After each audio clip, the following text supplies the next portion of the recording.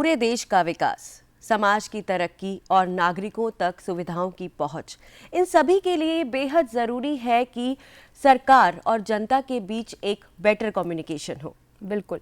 फिर चाहे सरकार को अपनी बात जनता तक पहुंचानी हो या जनता की आवाज़ को सरकार तक पहुंचना हो, ये दोनों ही गुड गवर्नेंस के बहुत इंपॉर्टेंट पहलू हैं और इनके लिए ज़रूरी है दोनों के बीच में एक इफ़ेक्टिव कम्युनिकेशन सिस्टम का होना। राइट।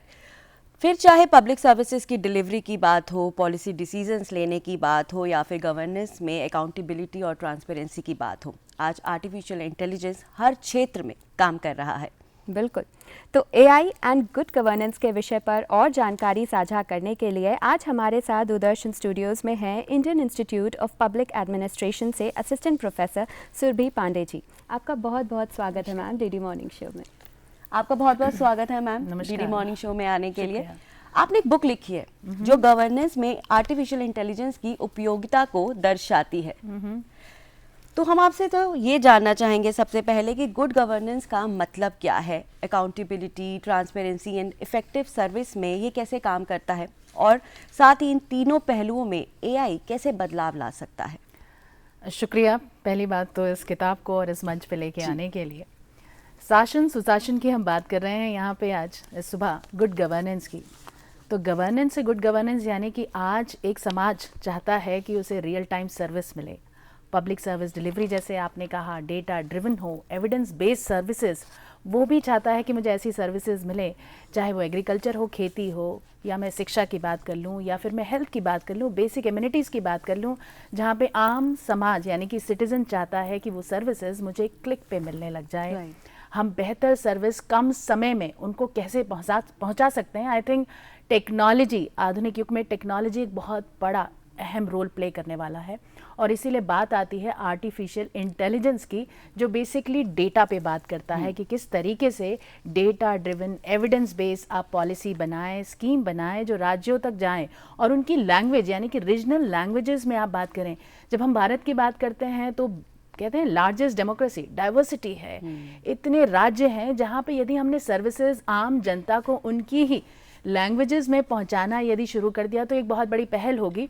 अब मान लीजिए किसी कृषि कोई भी एक स्टेट है जहाँ पे एक फार्मर है हमारा, कृषि की बात हम कर रहे हैं, यदि उसको वो सूचनाएं सही समय पे मिलने लग जाए तो बदलाव आ सकता है। तो ये जो एक बदलाव है ये हम आई थिंक आज के समय में टेक्नोलॉजी के साथ, वो कहते हैं ना technology with transparency traceability is bringing trust, तो वो हो सकता है और आर्टिफिशियल इंटेलिजेंस उसमें एक अपनी एक अहम भूमिका प्ले करने वाला है। बिल्कुल। तो मैम हम इसी बारे में आपसे और जानना चाहेंगे कि गवर्नमेंट सर्विसेज को, गवर्नमेंट स्कीम्स को ग्राउंड लेवल तक, ग्रास रूट्स तक पहुंचाने में एआई कैसे मदद कर सकता है, स्पेशली दूर दराज के ग्रामीण इलाकों में।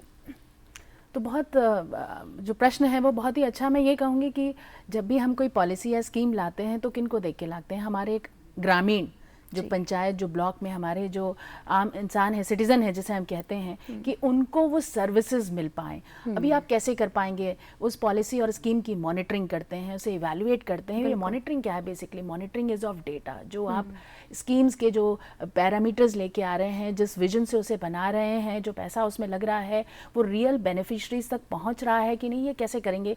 इसको बेटर मॉनिटरिंग यानी कि डेटा ड्रिवन बना सकते हैं। ज़्यादा लार्जर डेटा सेट जो पैरामीटर्स के साथ स्कीम बनाई है उसको इवैल्यूएट कीजिए, रिजल्ट ओरिएंटेड बनाइए। सही समय में आपको लगता है कि किसी करेक्शन की ज़रूरत है तो आप उसे लीजिए। I think data driven decision making and data driven governance is the key of today's time. So उसको हम ज़्यादा से ज़्यादा यूज़ कर सकते हैं यदि हम artificial intelligence public service delivery में लेके आते हैं।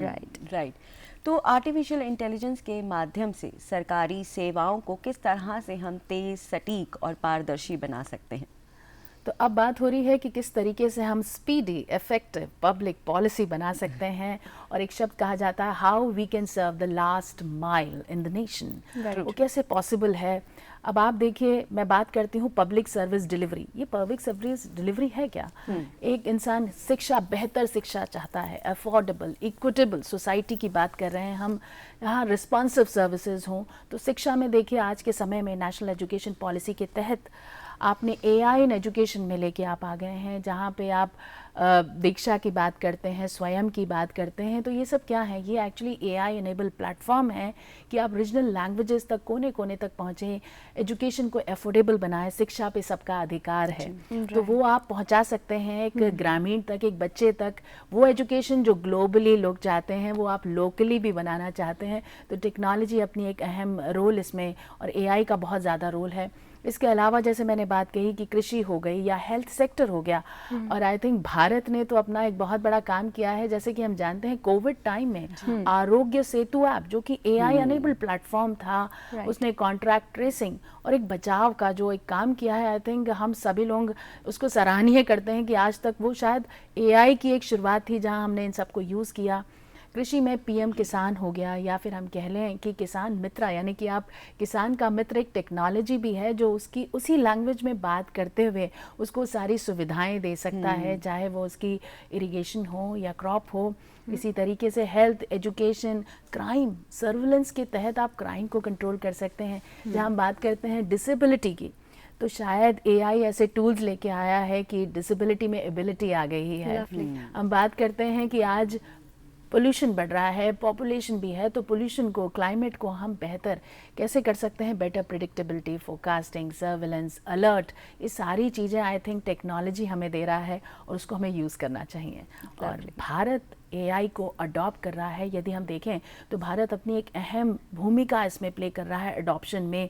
G20 में भारत ने एक्चुअली ग्लोबल लीडर प्रेसिडेंसी दी और कहा कि इंडिया टेक किस तरीके से हम टेक्नोलॉजी से ट्रांसपेरेंसी लाएंगे। बिल्कुल, कहीं ना कहीं ऐसा लगता है कि आज जिंदगी जो है ये AI के बिना अधूरी सी लगती है। बिल्कुल। तो आपने अभी मॉनिटरिंग एंड इवैल्यूएशन का जिक्र किया, तो इसी पर हम आपसे जानना चाहेंगे कि गवर्नमेंट सर्विसेज, गवर्नमेंट स्कीम्स की मॉनिटरिंग और इवैल्यूएशन में AI कैसे मदद कर सकता है?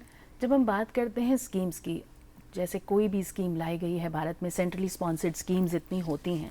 अब उन स्कीम्स को किसके लिए बनाया जाता है? बेनिफिशरीज़ की मदद के लिए, चाहे वो कोई भी स्कीम हो, शिक्षा से रिलेटेड हो, मैं कहूँ कि रोड से रिलेटेड है या इंफ्रास्ट्रक्चर से रिलेटेड है।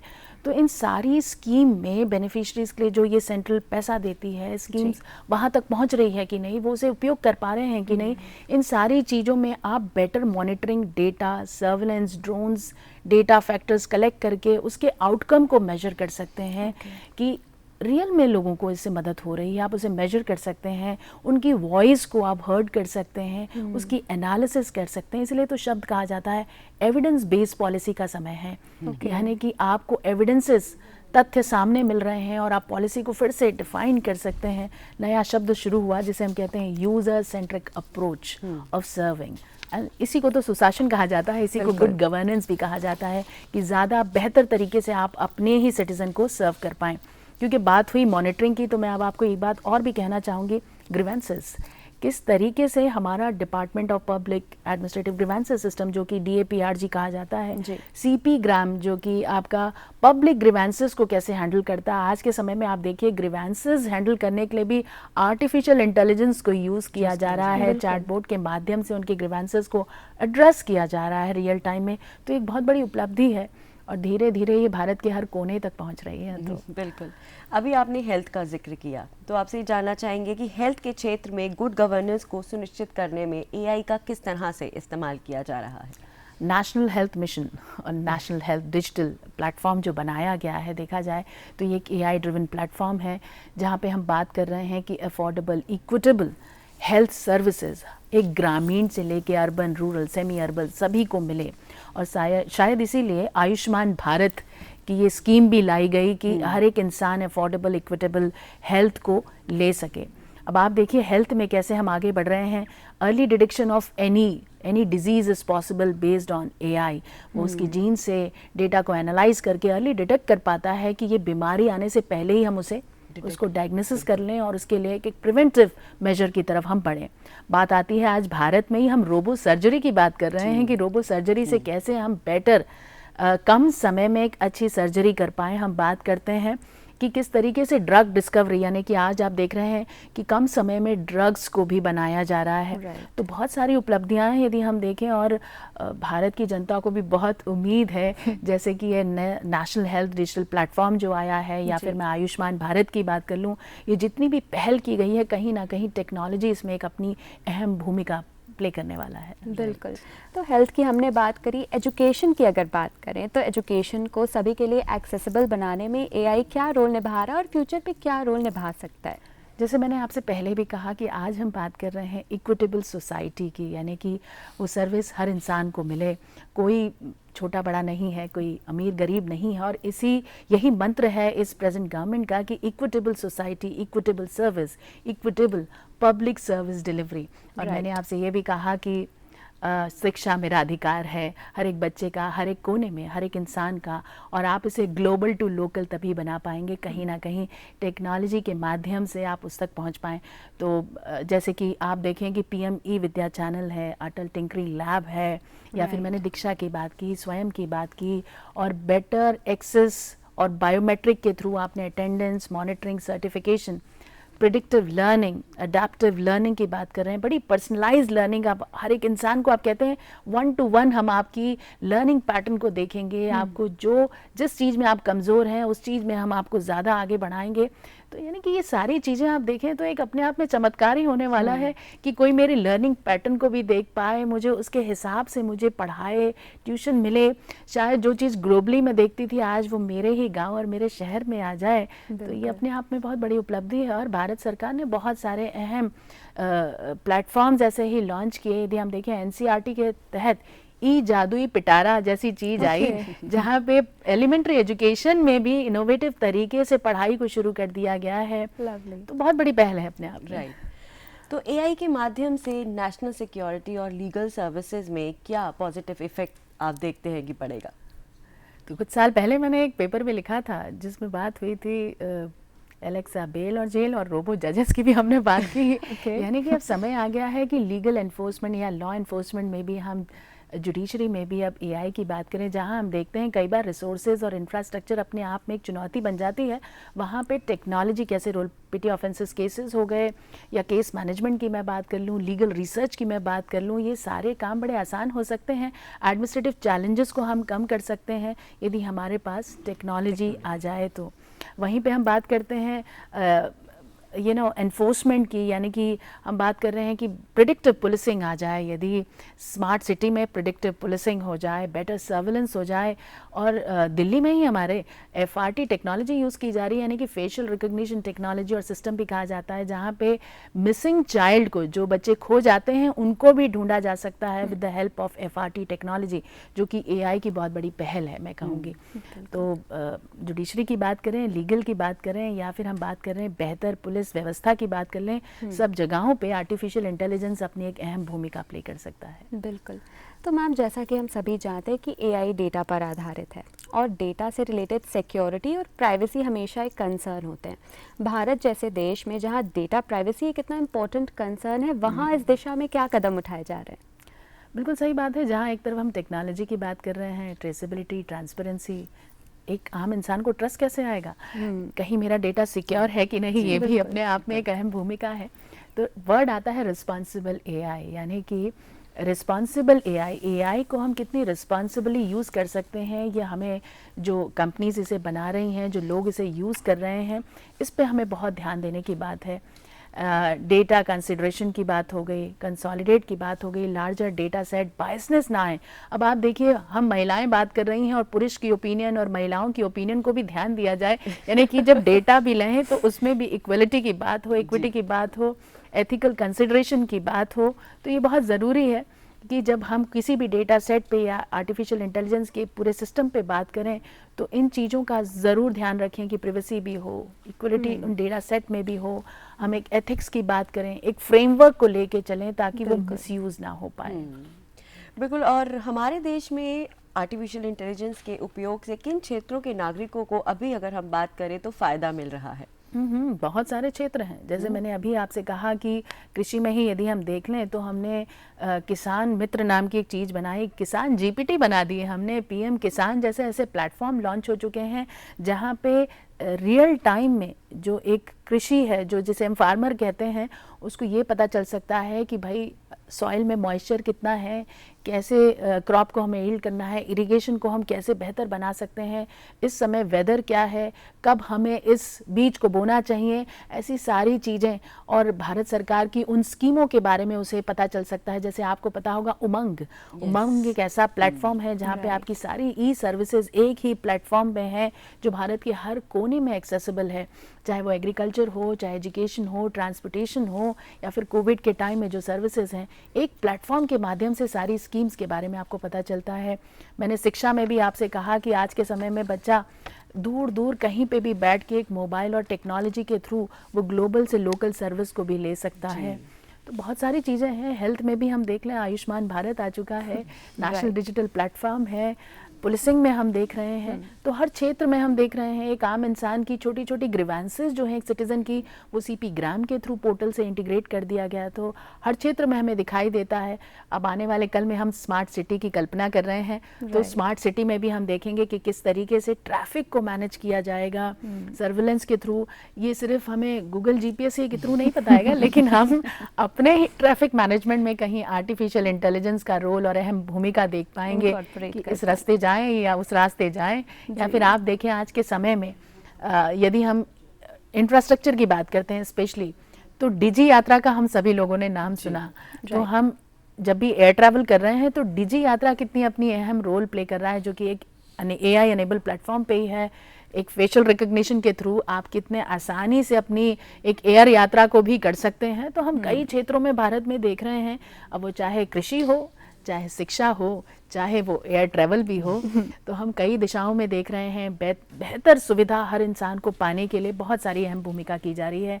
AI को IoT के साथ इंटीग्रेट किया जा रहा है, इंटरनेट ऑफ थिंग्स के साथ, डेटा ड्रिवन और एविडेंस बेस्ड पॉलिसी हर जगहों पे देखा जाए तो आर्टिफिशियल इंटेलिजेंस को यूज़ किया जा रहा है। बिल्कुल। तो मैम इसी बात पर हम आपसे जानना चाहेंगे कि आने वाले फ्यूचर में, भविष्य में गुड गवर्नेंस के क्षेत्र में AI क्या ट्रांसफॉर्मेशन लेके आ सकता है? तो आई थिंक यही चर्चा का मॉर्निंग से हम ये जो डिस्कशन कर रहे हैं, सुशासन की बात, यानी कि शासन में सुशासन लाएंगे, गुड गवर्नेंस ही लेके आएंगे, जिसे कहते हैं मैक्सिमम गवर्नेंस। अब ये मैक्सिमम गवर्नेंस भी क्या है? यानी कि एक आम इंसान को बेहतर service, better public service delivery, citizen centric approach, citizen participation. तो यानी कि जब एक आम इंसान भी उसमें पार्टिसिपेट करने लग जाएगा, टेक्नोलॉजी के माध्यम से 1 to 1 जुड़ जाएगा, तो आप सोचिए उसको लगेगा हर काम बड़ा आसान है, एक क्लिक दबाना है और मुझे सर्विस मिल जाएगी। और यही तो प्रेजेंट गवर्नमेंट भी चाहती है कि बेहतर service, public service delivery is the main mantra of any governance. Time is of maximum to good governance also. और इसीलिए आप देखिए कि भारत के कोने कोनों में, बॉर्डर एरिया से लेके सभी जगहों पे हम बात कर रहे हैं कि लास्ट माइल तक हमें ये सर्विस देनी है। बात सिर्फ अर्बन एरियाज तक नहीं है, लास्ट माइल तक है। हम कह रहे हैं चाहे वो बिजली हो, चाहे वो पानी हो, चाहे वो भोजन हो यानी कि फूड हो, हर एक इंसान को इक्विटेबली मिलना चाहिए, इक्विटेबल सोसाइटी होनी चाहिए। तो हमने आर्टिफिशियल इंटेलिजेंस को वाटर सिस्टम यानी कि वाटर मीटरिंग सिस्टम में हम लेके आए, बिजली में लेके आए। हम फूड सिक्योरिटी की बात कर रहे हैं कि हर इंसान को फूड भी मिले, बिजली भी मिले, पानी भी मिले, ये सारी चीज़ें हर एक इंसान तक पहुँचे। और इसीलिए शायद टेक्नोलॉजी के माध्यम डिजिटल इंफ्रास्ट्रक्चर को हम यूज़ कर रहे हैं। एक चीज़ जो बहुत इम्पॉर्टेंट है और हम कहेंगे फाइनेंशियल इंक्लूजन की बात चल रही है, तो उसमें भी एक टेक्नोलॉजी ने अहम रोल अपना अदा किया है और वो है UPI। यदि आप देखें तो वो भी एक फाइनेंशियल इंक्लूजन की बात है। तो सोसाइटी हमारी एक इंक्लूजन की तरफ बढ़ रही है, इक्विटेबल सोसाइटी की बात हो रही है, बेहतर सर्विस, सुशासन और शासन की बात हो रही है। लवली। तो दर्शकों, अभी हमने जाना कि किस तरह से गुड गवर्नेंस में AI एक महत्वपूर्ण भूमिका निभा रहा है, और इस पर हमारे साथ आज जानकारी साझा करने के लिए हमारे साथ ही Indian Institute of Public Administration से असिस्टेंट प्रोफेसर सुरभि पांडे जी। आपका बहुत बहुत शुक्रिया मैम DD मॉर्निंग शो में आने के लिए और हमें इतनी महत्वपूर्ण जानकारी शुक्रिया। और मैं आप सभी लोगों से कहूँगी कि मौका मिले तो इसे ज़रूर पढ़िएगा, artificial intelligence for good governance की हमारी सरकार हमारे लिए क्या क्या कर रही है। बिल्कुल। मैम। Absolutely. थैंक यू शुक्रिया, so thank you much. So much. Thank you ma'am.